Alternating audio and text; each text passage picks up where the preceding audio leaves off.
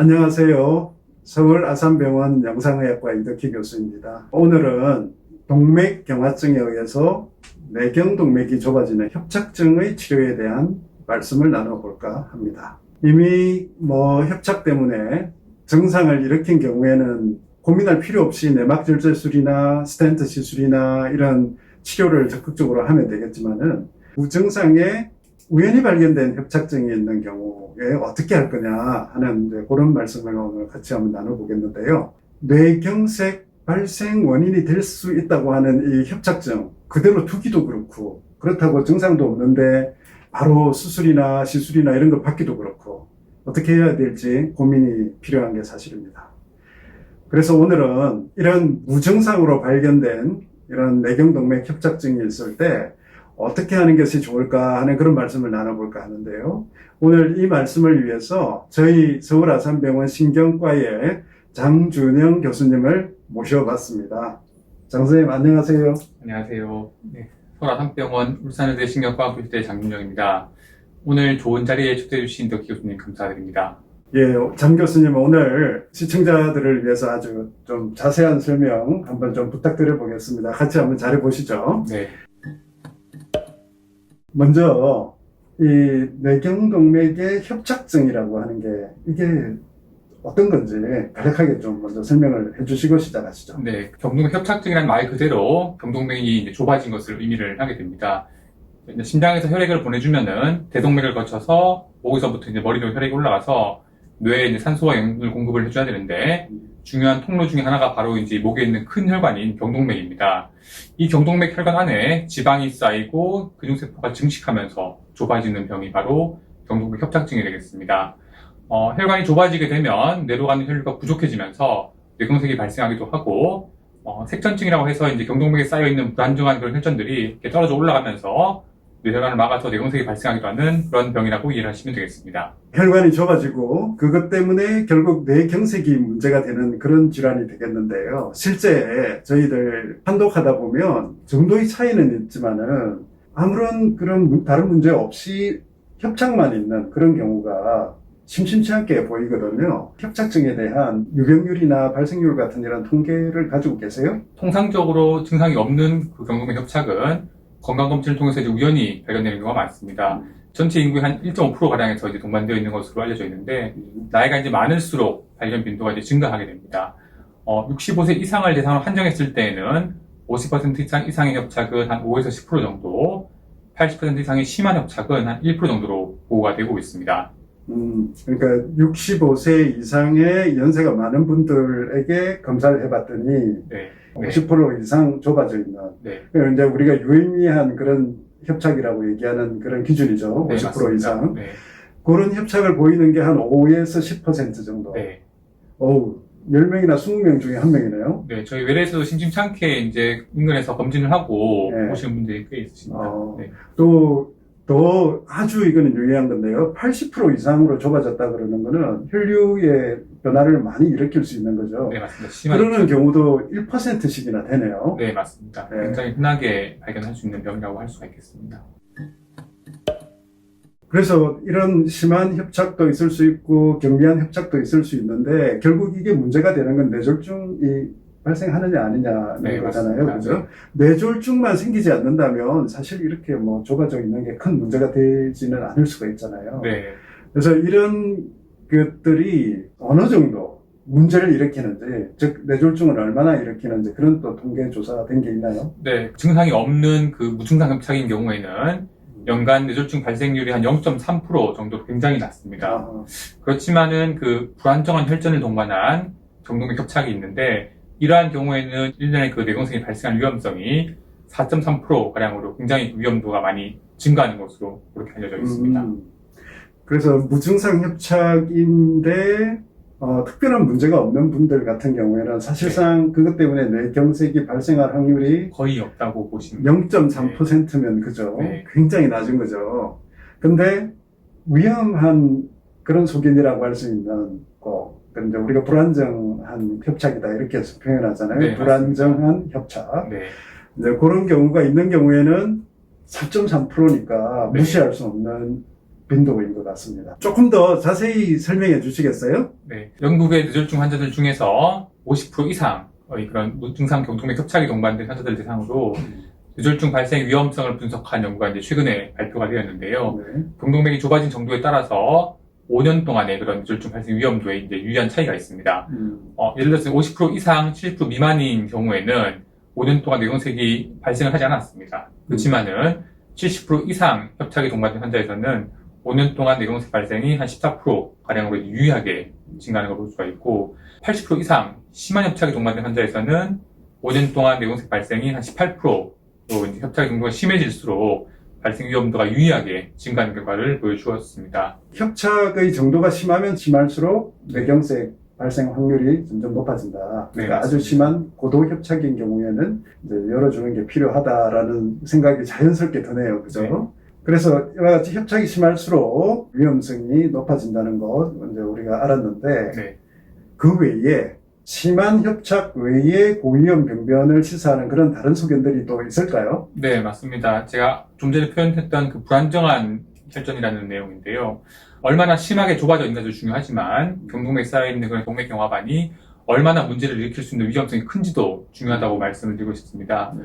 저희가 이제 통상적으로 뇌혈류 초음파 검사를 해보면은 경동맥에서 이제 미세한 혈전들이 이렇게 떨어져서 뇌혈관으로 올라오는 경우에는 아주 높은 그런 고음의 그런 소리와 함께 밝은 시그널을 보이는 그러한 미세혈전 신호라는 것들이 잡히게 됩니다.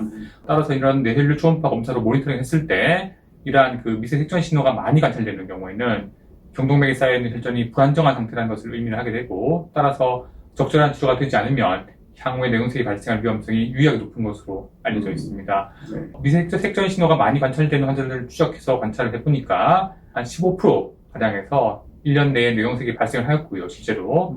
반면에 이런 미세색전 신호가 관찰되지 않는 경우에는 1%에서만 뇌경색이 발생을 하였습니다. 초음파를 이용해서 뇌혈류를 관찰할 때 이상 신호가 보이는 경우에 뇌졸중 발생 확률이 현저히 높아지더라. 이제 이런 말씀을 하신 거고요. 네. 그 외에 다른 소견들은 없습니까? 그 외에도 그 뇌혈관 영상검사, MRI라든가 CT를 했을 때 좁아진 정도가 점점 더 이제 진행을 한다던가, 혹은 좁아진 부위에 쌓여있는 그 동맥경화반이라고 하는 그 플라크가 울퉁불퉁하거나 표면이 마치 이렇게 궤양처럼 움푹 파여있는 경우라든가, 동맥경화반 내부에 이게 출혈이 동반되어 있는 경우, 또는 동맥경화반 내부의 그런 지방질이 굉장히 좀 크고 혈관 내강에 인접해 있는 이러한 경우에는 동맥경화반이 파열되면서 혈전들이 생겨서 병동맥이 막히거나 혹은 혈전들이 이렇게 떨어져 올라가면서 뇌혈관을 막을 위험성이 굉장히 높은 경우에 해당한다고 볼 수가 있겠습니다. 네.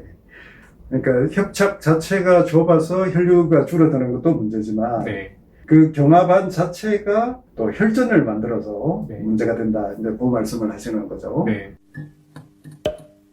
장 교수님 설명을 들어보면 영상 검사를 함으로써 고위험군을 찾아낼 수 있다 이런 거죠, 그죠? 네, 맞습니다. 그래서 고위험군을 찾았으면 우리가 적극적인 치료를 하는 게 좋겠죠, 그죠? 네, 맞습니다. 그래서 대표적인 게 내막 절제를 해서 그 좁아진 데를 넓혀주는 그런 수술을 할 수가 있고, 그죠? 네. 또 제가 하는 그 풍선 확장하고 스텐트 시술하는 그런 걸 해서 다시 또 혈류를 좋게 해줄 수가 있잖아요. 네. 이러한 적극적인 치료를 하는 그런 어떤 기준이 있습니까? 네, 기준이 잘 마련이 되어 있습니다. 최근 6개월 이내에 경동맥 협착으로 인해서 뇌경색이 발생하는 경우를 우리가 이제 증상이 있는 증상성 경동맥 네. 협착이라고 표현하는데요. 이러한 증상이 있는 경우에는 적극적으로 뭐 스텐트 시술이나 수술과 같은 혈관을 넓혀주는 그런 치료들을 하게 됩니다. 통상적으로 한 70% 이상 심하게 좁아져 있는 경우에 이제 치료를 고려를 하게 되는데요. 그렇지만은 증상이 없는 무증상인 경우에는 조금 이야기가 다릅니다. 아직까지 그 무증상 중증의 협착인 경우에 시술을 통해서 넓혀주는 치료가 도움이 되는지, 아니면은 약물 치료만으로 충분한지에 대해서는 근거가 좀 부족한 상태로 현재 지금 전향적인 연구가 진행 중인 상태입니다. 단순히 심한 협착만 존재하는 경우에는 약물 치료와 위험 인자들에 대한 조절, 그리고 이제 생활 습관 교정 등으로 이제 예방하는 것이 도움이 되는데, 앞서 언급했던 그런 위험성이 높은 동맥경화반의 특성이 동반된 경우에는 좀 더 적극적으로 스텐트 성형수술이나 수술적인 치료를 고려하는 것이 좋겠습니다. 네. 그래서 제가 실제 혈관 조영술을 해보면요. 네. 저는 고위험 소견이라고 지금 나열하신 저런 소견은 없는 분인데 네. 협착이 굉장히 심해가지고 협착 부위의 근처의 혈관들이 이렇게 와류로 인해서 확정되는 경우가 있거든요. 네. 그리고 이제 조영제가 그 안에서 이렇게 와류를 형성한다든지 네. 일부 이렇게 가라앉는 형태로 해서 이렇게 흐른다든지 네. 그런 소견을 보이는 경우에는 향후 그게 혈전 형성의 그 원인이 될 수 있겠다 이런 생각이 드는 분들도 있으세요. 네. 그런 경우도 저는 고위험군으로 봐야 되지 않나 생각을 합니다. 네, 저도 교수님 생각에 동의하고 그런 분들도 향후에 그런 혈전으로 인한 뇌경색 발생 위험성이 높은 분들이기 때문에 적극적인 치료를 고려하는 게 좋다고 생각합니다. 네. 지금 쭉 수술이나 그 중재 시술의 적응증에 대해서 이제 우리가 얘기를 해봤는데요. 네. 근데 제가 판단하기에도 내과적인 치료가 모든 치료에 우선이 돼야 되고, 그리고 이런 시술이나 수술을 받은 분들도 내과적인 치료는 계속 병행을 해야 되잖아요. 네, 맞습니다. 그런 의미에서 내과적 치료가 굉장히 중요하다고 생각이 되는데, 네. 좀 설명을 좀 해주시죠. 무증상 협착인 경우에 70% 이상 그런 협착이 심하면서 이제 불안정한 동맥경화반이 동반되어 있는 경우를 제외하고는 대부분이 이제 시술이나 수술보다는 약물 치료나 이제 생활습관 교정만으로도 효과적으로 뇌졸중을 예방을 할 수가 있습니다. 앞서 말씀드린 대로 전체 무증상 환자에서 연간 뇌경색 발생 위험성은 0.3%밖에 안 되고 50% 이상 70% 미만인 경우에도 실제 뇌경색 발생 위험성이 이제 1, 2% 미만이기 때문에 효과적인 약물 치료나 혹은 고혈압, 당뇨, 이상 지지혈증과 같은 이런 위험인자에 대한 조절, 그리고 생활습관 교정 등으로도 이제 충분하다고 생각을 합니다. 그래서 지금 뇌졸중, 혈관질환이죠. 혈관질환의 위험인자라고 잘 알려진 그런 것들 있죠. 그거를 이제 일단 교정을 하는 게 굉장히 중요한 거죠. 그죠? 네, 맞습니다. 그 다음에 생활습관, 라이프스타일, 그죠? 네, 맞습니다. 혈관 건강에 필요한 중요한. 그런 라이프스타일을 가지게 되는 습관, 이런 것도 굉장히 중요하고, 그 다음에 이제 약인 거죠. 네. 이런 비수술적인 방법, 플러스 내과적인 치료에 대해서 차근차근 좀 설명을 좀 해주세요. 네, 비수술적인 치료는 크게 이제 생활습관 교정과 이제 위험인자들에 대한 약물 치료로 구분을 해볼 수가 있겠습니다. 일단 건강한 식단을 유지하는 것이 제일 중요하겠습니다. 소위 이제 지중해식 식단이라고 해서 신선한 채소나 과일, 저지방 유제품, 생선 등으로 구성된 식단인데요. 동물성 지방보다는 올리브유나 견과류 같은 이런 식물성 지방을 섭취하는 것이 좋겠습니다. 지금 이제 식단 말씀하셨는데요. 네, 아마 이 그 영상을 들으시는 대부분의 분들이 저거는 이미 잘 알고 계실 것 같아요. 네. 지중해식 식단의 중요성이라는 거. 그죠? 그리고 또 저렇게 한 끼 식사를 하고 나면 뿌듯해지잖아요. 왠지 더 건강해진 것 같고. 네, 그래서 큰 문제는 없을 것 같은데, 문제는 이제 운동이잖아요. 네, 예. 근데 제가 유산소 운동의 중요성에 대해서는 많이 말씀을 드려가지고 네. 운동들을 많이 하고 계신데 너무 심하게 하시는 분들이 계세요. 네, 맞습니다. 막 하루에도 2~3시간씩 막 운동을 하시고 네. 그러면 더 좋을까 생각을 하시는 것 같아요. 네. 과다하게 운동하는 거는 또 어떨까요? 뭐든지 이제 적절하게 하는 게 중요하고요. 그래서 이제 통상적으로 이제 저희가 이제 가이드라인에서 권고를 하는 것은 하루에 30분 이상, 일주일에 3회 이상 조금 이제 빠르게 걷거나 천천히 뛰는 운동이라든가 뭐 자전거 타기도 다 좋습니다.